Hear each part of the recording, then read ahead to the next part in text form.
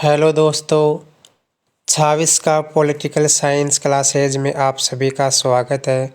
दोस्तों, आज हम एक नए टॉपिक के बारे में बात करेंगे और उस टॉपिक का नाम है प्लेटो। तो दोस्तों, सबसे पहले हम देखेंगे कि प्लेटो का जन्म 428 ईस्वी पूर्व में एथेंस में हुआ था। दोस्तों, प्लेटो का वास्तविक नाम अरिस्तोकलिस था, जिसका अर्थ होता है सबसे अच्छा व प्रसिद्ध। और अरबी भाषा में अरिस्तोकलिस को अफलातून कहा जाता है। इसके बाद आगे देखते हैं दोस्तों,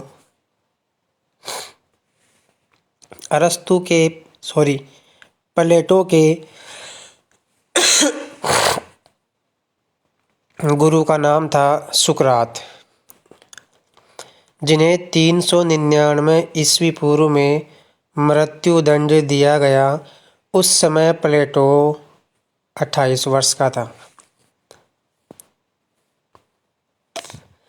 आगे देखते हैं दोस्तों,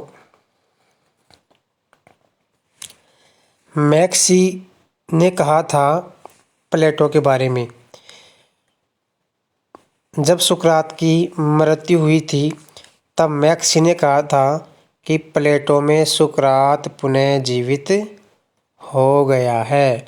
और फोस्टर ने कहा था प्लेटो के जीवन में नया मोड़ 399 ईस्वी पूर्व में आया। अर्थात सुकरात की मृत्यु के बाद प्लेटो के जीवन में एक नया मोड़ आया। ये किसने कहा था? ये कहा था दोस्तों फोस्टर ने। आगे देखते हैं दोस्तों, प्लेटो ने 388 ईस्वी पूर्व में एक शिक्षण संस्था की स्थापना की, जिसका नाम है अकादमी। और यह अकादमी जो थी, ये यूरोप की प्रथम यूनिवर्सिटी थी, अर्थात यूरोप का प्रथम विश्वविद्यालय था। और इस विश्वविद्यालय पर लिखा हुआ था ग्रीक भाषा में मेडिस एक्जिया मेट्रास आइसिटो, अर्थात इसका अर्थ है कोई भी रेखा गणित के ज्ञान के बिना प्रवेश ना करे। दोस्तों, प्लेटो ने कुल 36 संवाद लिखे, जिन्हें प्रश्नोत्तर या वार्तालाप शैली भी कहते हैं, डायलॉग शैली। दोस्तों, यह है प्लेटो की पुस्तकें रिपब्लिक। इस रिपब्लिक में प्लेटो ने आदर्श राज्य को नाम दिया कैलीपोलिस। दोस्तों, यहाँ से एग्जाम में क्वेश्चन आता है कि प्लेटो ने अपनी पुस्तक रिपब्लिक में आदर्श राज्य को क्या कहा? आंसर होगा कैलीपोलिस। इसी रिपब्लिक का डॉक्टर जाकिर हुसैन ने उर्दू में अनुवाद किया रियासत के नाम से। इसके बाद इसकी पुस्तक है क्रीटो, मीनो, फेडो, अपोलॉजी। दोस्तों, मैं आपको बता दूं कि जो ये अपोलॉजी है, इस अपोलॉजी का महात्मा गांधी ने गुजराती में अनुवाद किया सत्यवान के नाम से। इसके अलावा पुस्तक है प्रोटोगोरस स्टेटमेंट सिम्पोजियम। दोस्तों, जो प्लेटो की पुस्तक है सिम्पोजियम, इसमें प्रेम व सौंदर्य का उल्लेख किया गया है। इसके बाद दोस्तों अगली पुस्तक है यूथ्रिपो जॉर्जियस सोफिस्ट। ये प्लेटो की अगली पुस्तक है। इसके बाद दोस्तों प्लेटो की अंतिम पुस्तक है लॉज प्लेटो की अंतिम पुस्तक है।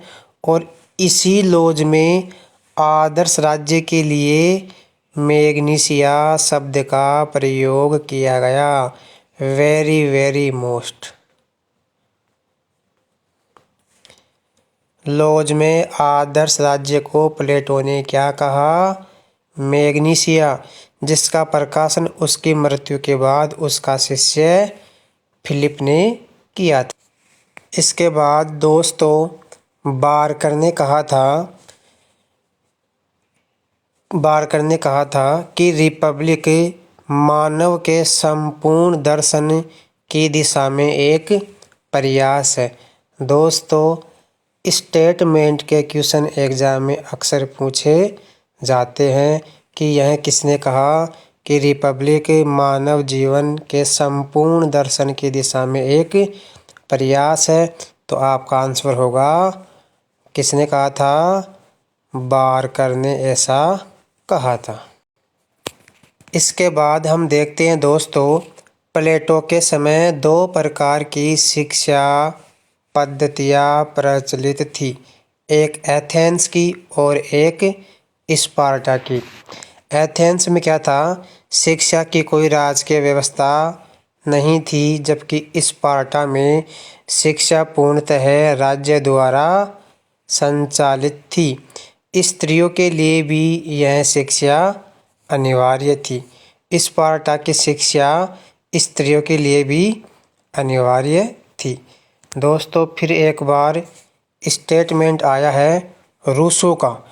रूसो ने कहा था कि रिपब्लिक राजनीति शास्त्र का ही नहीं अपितु शिक्षा पर लिखा गया सर्वश्रेष्ठ ग्रंथ है। Very very most. दोस्तों एग्जाम में यहाँ से क्वेश्चन आता है कि ये किसने कहा कि रिपब्लिक राजनीति शास्त्र का ही नहीं अपितु शिक्षा पर लिखा गया सर्वश्रेष्ठ ग्रंथ है। तो आपका आंसर होगा रूसो। अब देखते हैं दोस्तों प्लेटो का शिक्षा सिद्धांत। दोस्तों प्लेटो ने कहा कि शिक्षा मानसिक व्याधि को दूर करने का मानसिक उपचार है। ये किसने कहा कि शिक्षा मानसिक व्याधि को दूर करने का मानसिक उपचार है? ये कहा था किसने? प्लेटो ने। इसके बाद देखते हैं दोस्तों प्लेटो ने शिक्षा दो प्रकार की बताई, एक है प्रारंभिक शिक्षा और एक है उच्च शिक्षा। प्रारंभिक शिक्षा 6 से 20 वर्ष तक बताई और उच्च शिक्षा 20 से 50 वर्ष तक बताई है। आगे देखते हैं दोस्तों प्लेटो ने 35 से 50 वर्ष तक एक शिक्षा बताई जिसे कहते हैं क्रियात्मक शिक्षा या व्यवहारिक शिक्षा, और ये है 15 साल की। और ये शिक्षा करने के बाद ही कोई व्यक्ति दार्शनिक राजा बन सकता है, अर्थात शासक या दार्शनिक राजा बनने के लिए उसे 50 वर्ष की शिक्षा प्राप्त करनी अवश्य होगी। आगे देखते हैं दोस्तों मैक्सी ने कहा था कि प्लेटो की शिक्षा योजना अनेक दृष्टि से आधुनिक लगती है। इसके बाद जो प्लेटो का शिक्षा सिद्धांत है उसकी विशेषताएं हैं कि जो शिक्षा है ये शिक्षा राज्य द्वारा नियंत्रित अनिवार्य शिक्षा है। मतलब शिक्षा की व्यवस्था राज्य के द्वारा की जाएगी और ये सभी के लिए अनिवार्य है। शिक्षा स्त्री पुरुष दोनों के लिए होगी। शिक्षा आजीवन चलने वाली प्रक्रिया है। प्लेटो ने अपने शिक्षा सिद्धांत में धर्म और नैतिकता को उचित स्थान दिया। शासन को एक कला मानकर प्लेटो ने सुशासन हेतु शासकों के शिक्षण पर बल दिया। आगे देखते हैं दोस्तों दार्शनिक राजाओं का शासन। प्लेटो ने क्या कहा? प्लेटो ने बताया कि दार्शनिक शासक को शासन की संपूर्ण शक्ति प्राप्त है। वह कानून परंपरा जनमत के अधीन नहीं है, वह निरंकुश शासक है, अर्थात प्लेटो दार्शनिक राजा को निरंकुश शासक बताता है और कहता है कि वह कानून, परंपरा और जनमत के अधीन नहीं है। राजा अपने कार्यों के लिए जनता के प्रति उत्तरदायी नहीं है। जनता के प्रति वह उत्तरदायी नहीं है। लेकिन दोस्तों फिर भी प्लेटो ने दार्शनिक शासक पर 4 नियम बाध्य किए।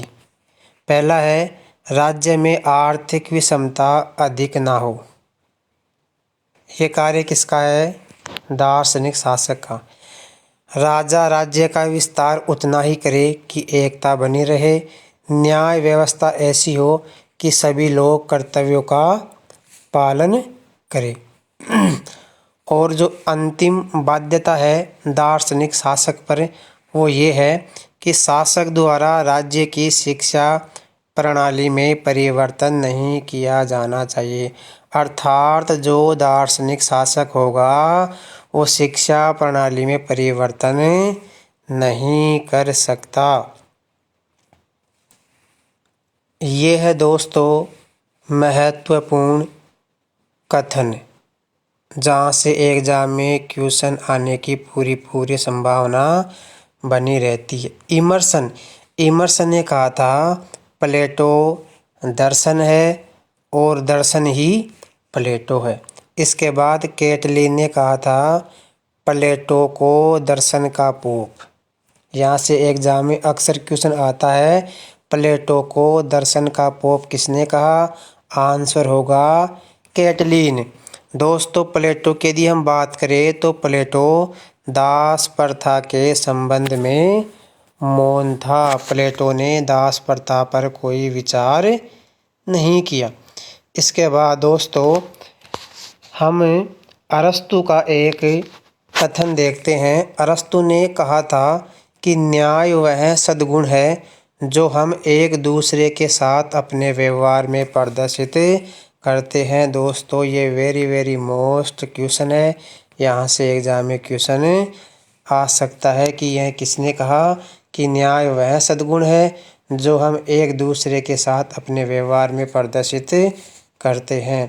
इसके बाद दोस्तों एक और कथन है। ये कथन भी मैक्सी का है। मैक्सी ने कहा था कि प्लेटो क्या है? प्लेटो प्रथम कल्पनावादी है। अर्थात क्वेश्चन बन सकता है प्लेटो को प्रथम कल्पनावादी किसने कहा? तो आपका आंसर होगा मैक्सी ने कहा था। दोस्तों प्लेटो ने न्याय शब्द का प्रयोग वैधानिक अर्थ में नहीं किया अपितु नैतिक अर्थ में किया था। कौन से अर्थ में किया था? नैतिक अर्थ में किया था। नैतिक अर्थ का मतलब यहाँ पे ये है कि प्रत्येक व्यक्ति को अपना निर्दिष्ट कार्य करना तथा दूसरे के कार्यों में हस्तक्षेप न करना ही न्याय है। प्लेटो कहता है कि प्रत्येक व्यक्ति को अपनी योग्यता के अनुसार कार्य करना चाहिए और दूसरे व्यक्ति के कार्यों में हस्तक्षेप नहीं करना चाहिए। आगे देखते हैं दोस्तों, न्याय के 3 सिद्धांत हैं। पहला है न्याय का परंपरागत सिद्धांत। दोस्तों ये सिद्धांत सीफालस और सीफालस के पुत्र पोलीमार्कस ने दिया था। दोस्तों सीफालस कहता है कि सत्य बोलना और दूसरों के ऋणों को चुका देना ही न्याय है। परंतु पोलीमार्कस क्या कहता है? प्रत्येक को उसके प्रति उचित व्यवहार देना ही न्याय है। अर्थात मित्र के साथ श्रेष्ठ और शत्रु के साथ घृणित व्यवहार करना ही न्याय है। दोस्तों न्याय का दूसरा सिद्धांत है न्याय का क्रांतिकारी या उग्रवादी सिद्धांत। ये सिद्धांत थ्रेसीमेकस ने दिया था। यह सिद्धांत शक्ति ही सत्य के विचार पर आधारित है। अर्थात शक्तिशाली का हित साधन ही न्याय है। थ्रेसिमेकस दो बातें कहता है कि शासक वर्ग स्वयं अपने हितों की रक्षा के लिए शासन करता है, और दूसरी बात कहता है कि अन्याय न्याय से श्रेयस्कर है। ये बात कौन कहता है?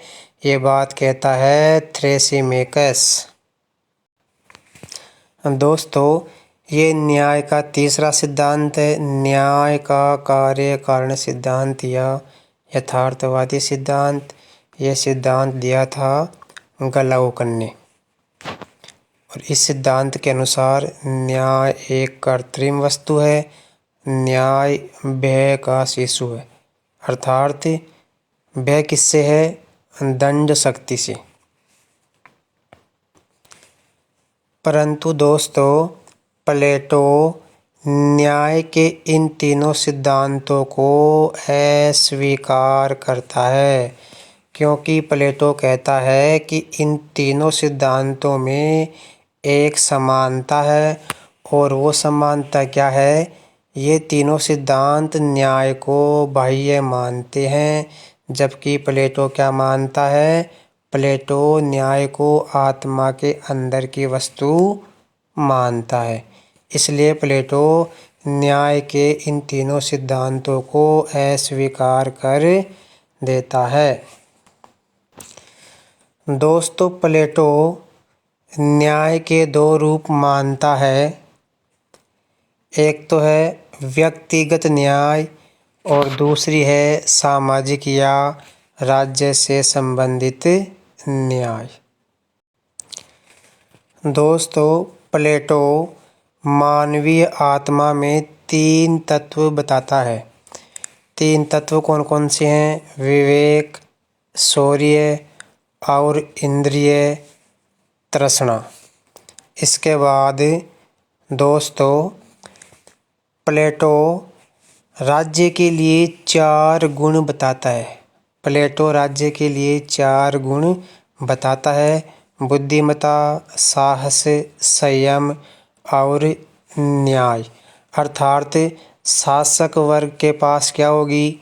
बुद्धिमत्ता, सैनिक वर्ग के पास साहस, और उत्पादक वर्ग के पास संयम।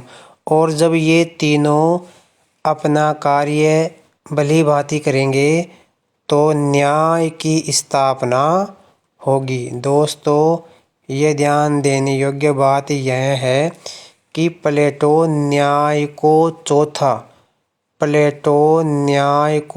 चौथा और अंतिम सद्गुण बताता है।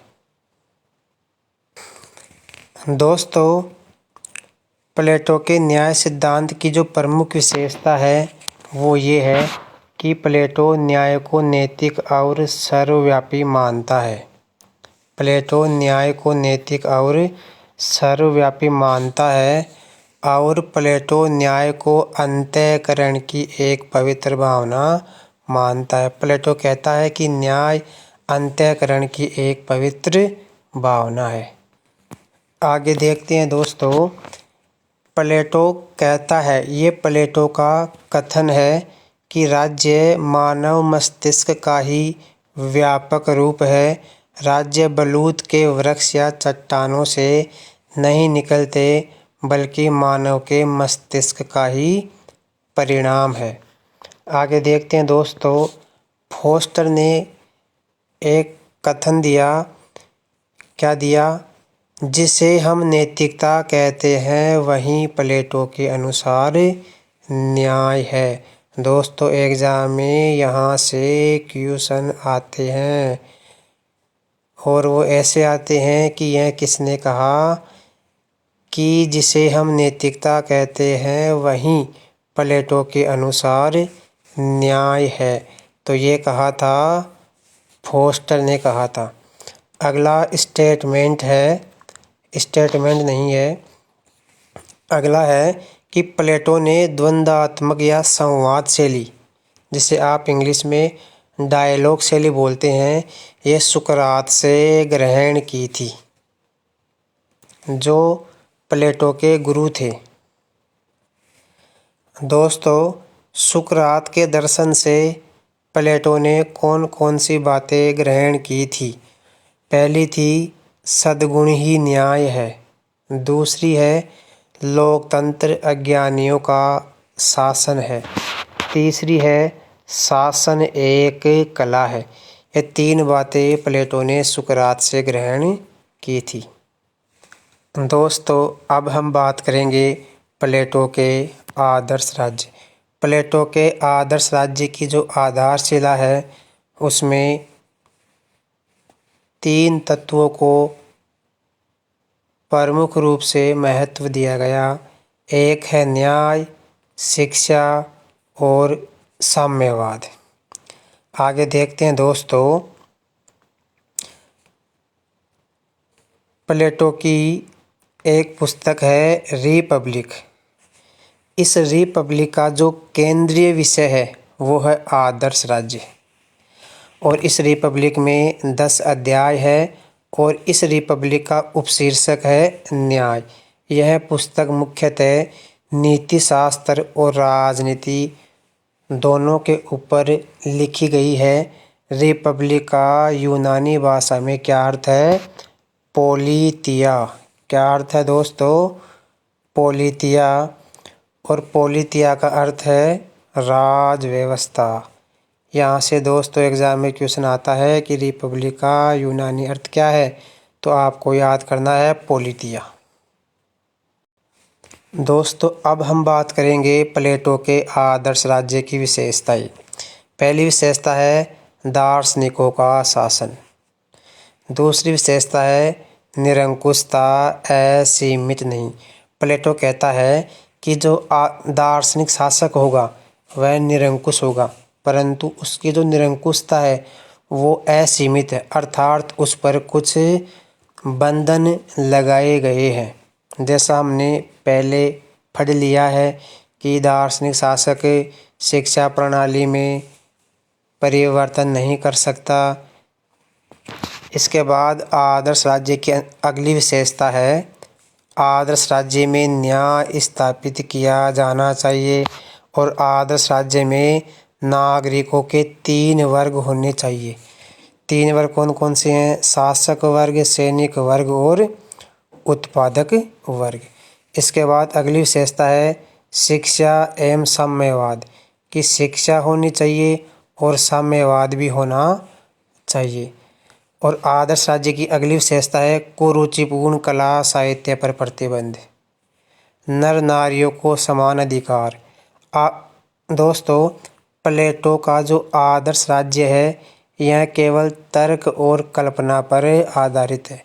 वास्तविकता से इसका कोई भी मतलब नहीं है।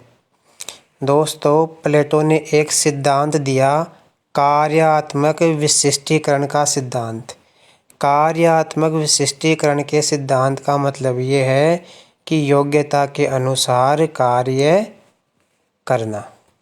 दोस्तों, अब हम पढ़ेंगे प्लेटो के साम्यवाद संबंधी विचार। दोस्तों, प्लेटो ने कहा था कि साम्यवाद के बिना विवेक निष्क्रिय हो जाता है, क्षुधा रक्षक को भेड़िया बना सकती है। इसके बाद दोस्तों, प्लेटो ने 2 प्रकार के साम्यवाद बताए थे। एक तो बताया था संपत्ति का साम्यवाद, अर्थात निजी संपत्ति किसी के पास नहीं होगी। और एक बताया था दोस्तों पत्नियों या परिवारों का साम्यवाद। ये दोनों साम्यवाद शासक वर्ग एवं सैनिक वर्ग के लिए है, जिन्हें अभिभावक वर्ग भी कहते हैं, उत्पादक वर्ग के लिए नहीं है। ठीक है दोस्तों।